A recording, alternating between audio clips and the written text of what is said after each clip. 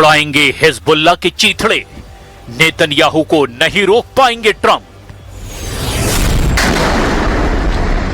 39 दिन तक ईरान को रौंदने वाले इजराइल और अमेरिका 28 फरवरी 2026 से अब तक ईरान को काबू नहीं कर पा रहे हैं।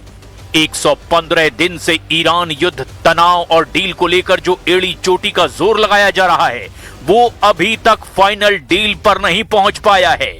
दावा किया जा रहा है कि ईरान डील में इस वक्त अमेरिका की नजर में अगर कोई सबसे बड़ा विलन है तो वो है इजराइल, जो स्विट्जरलैंड में ईरान डील पर मीटिंग के दौरान भी लेबनान पर हमला करने पर उतारू है और प्रधानमंत्री नेतन्याहू हिजबुल्लाह का सफाया करने का ऐलान कर रहे हैं। जबकि ईरान डील से जुड़े एमओयू में साफ दावा किया गया कि अगर लेबनान पर या फिर हिजबुल्लाह के अड्डों पर इजराइल हमला करेगा तो वार्ता रोक दी जाएगी।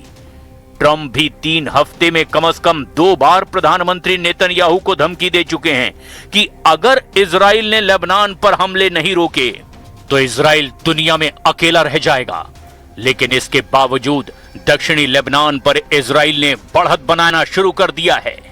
पिछले 12 दिनों में ही इजराइल ने दक्षिणी लेबनान में 850 से ज्यादा अड्डों और हिजबुल्लाह के ठिकानों पर हमले कर दिए। हैरान करने वाली बात तो यह है कि जहां एक तरफ अमेरिकी सेना, राष्ट्रपति ट्रंप और उनके मंत्री दावा कर रहे हैं कि ईरान जंग अमेरिका जीत चुका है, तो वहीं अमेरिका का जिगरी दोस्त और हर मिशन में साथ देने वाला इजराइल अब तक के युद्ध और तनाव में ईरान की जीत का दावा कर रहा है।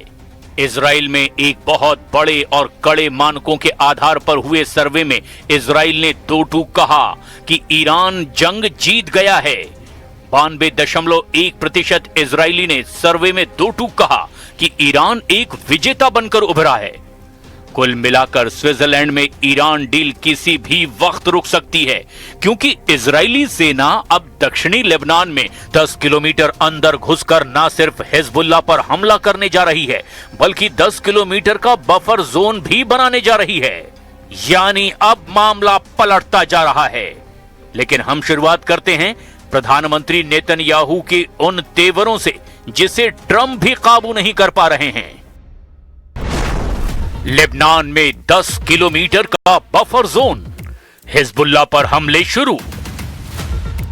एक तरफ पर्दे के पीछे स्विट्जरलैंड में अमेरिका और ईरान के बीच बड़े शांति समझौते यानी एमओयू की बिसात बिछाई जा रही है, तो दूसरी तरफ जमीनी मोर्चे पर इजराइल और हिजबुल्लाह ने एक दूसरे पर विनाशकारी हमले शुरू कर दिए हैं। पिछले 12 दिनों में इजराइल ने ईरान डील की रत्ती भर परवाह न करते हुए दक्षिणी लेबनान पर अंधाधुंध हमले शुरू कर दिए हैं। बेरूत, दहिया और टायर पर इजराइल के हमले इतने खतरनाक थे जिन्हें देखकर राष्ट्रपति ट्रंप तक की चीख निकल पड़ी है। अब जो खबरें आ रही है वो तो और भी ज्यादा खतरनाक है। दावा यह किया जा रहा है कि दक्षिणी लेबनान में इजराइल 10 किलोमीटर अंदर तक एक ऐसा बफर जोन बनाने जा रहा है जो उत्तरी इजराइल के नागरिकों के लिए कवच साबित हो सकता है। देखिए क्या है इजरायली सेना का पूरा प्लान।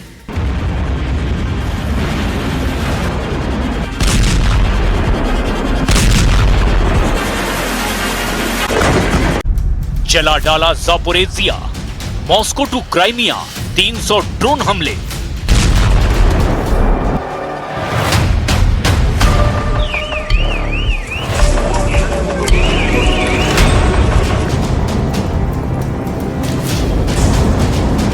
रूस यूक्रेन जंग बड़ी तेजी से नई वॉर जोन और टैक्टिक्स में बदल चुकी है।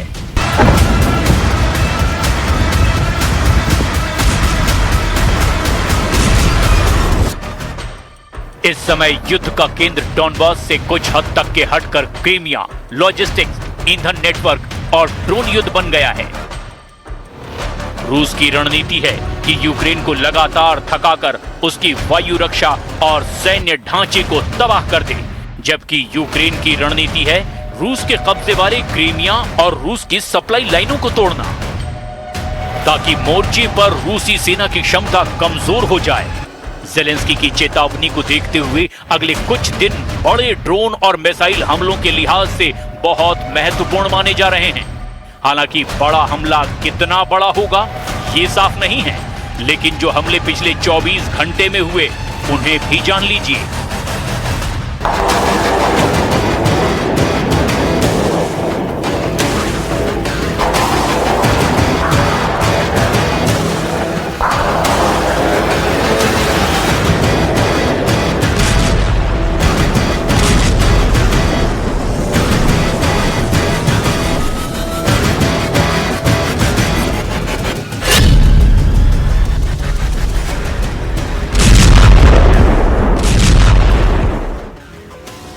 यूक्रेन ने रात भर में रूस के हवाई क्षेत्र में 301 ड्रोन दागे हैं।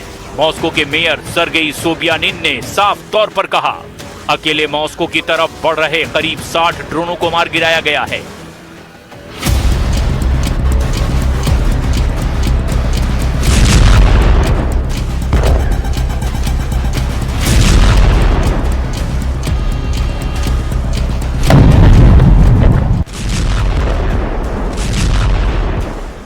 हमले की वजह से शेरमेतियेवो, डोमोडेडोवो और नुकोवो एयरपोर्ट को उड़ानों के लिए अस्थायी रूप से बंद करना पड़ा है।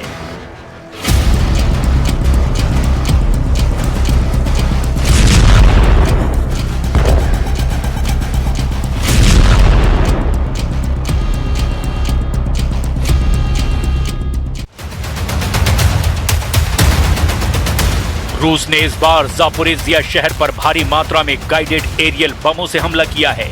ये एडवांस बमों का आधुनिक वर्जन है, जिसमें पंख और नेविगेशन सिस्टम लगाकर सुखोई Su-34 और 35 लड़ाकू विमानों से 50-60 किलोमीटर दूर से ही दाग दिया जाता है। राष्ट्रपति व्लादिमीर ज़ेलेंस्की के आधिकारिक बयान के मुताबिक 20 से 21 जून के दरमियान हुए इन बम धमाकों में 5 नागरिकों की मौत हो गई है और बच्चों समेत 26 से ज्यादा लोग गंभीर रूप से घायल हुए हैं। इसके अलावा कई आवासीय इमारतें और नागरिक बुनियादी ढांचे जमींदोज हो गए हैं। रूस जापोरिजिया के यूक्रेनी नियंत्रण वाले हिस्से को डराकर खाली कराना चाहता है। वो इन भारी गाइडेड बमों का इस्तेमाल यूक्रेनी एयर डिफेंस की पहुंच से बाहर रहकर कर रहा है, जिससे यूक्रेन के लिए इन्हें इंटरसेप्ट करना बेहद मुश्किल हो रहा है।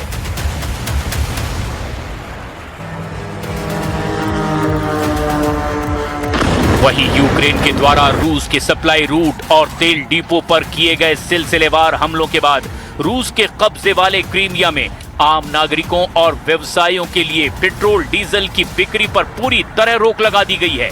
ईंधन केवल सुरक्षा बलों और आवश्यक आपातकालीन सेवाओं को ही दिया जा रहा है।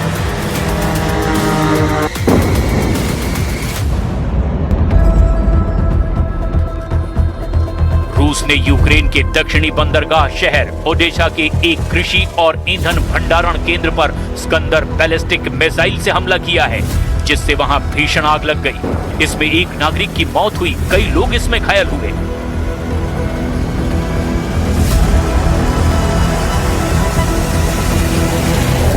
ने ओडेसा के तटीय इलाकों और पोर्ट इंफ्रास्ट्रक्चर को भी निशाना बनाने के लिए स्कंदर बैलिस्टिक मिसाइलों और भारी मात्रा में शाहिद सुसाइड ड्रोन का भी इस्तेमाल किया।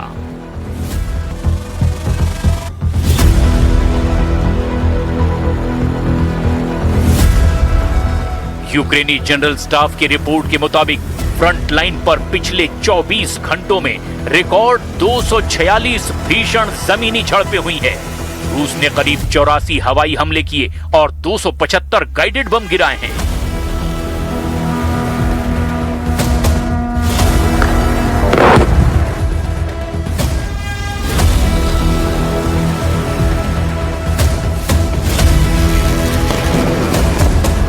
Наразі штурми відбуваються активно, майже через там буквально кожні 2-3 дня, але незважаючи на їхні спроби, а також заяви російської сторони про те, що Мала Токмачка окупована або частково. Є також за що подякувати нашим воїнам, зокрема воїнам сил спеціальних операцій Збройних сил України. Наші далекобійні санкції досягли Тюменського регіону в Росії. Це теж нафтопереробка, майже більше 2000 кілометрів від нашого державного кордону.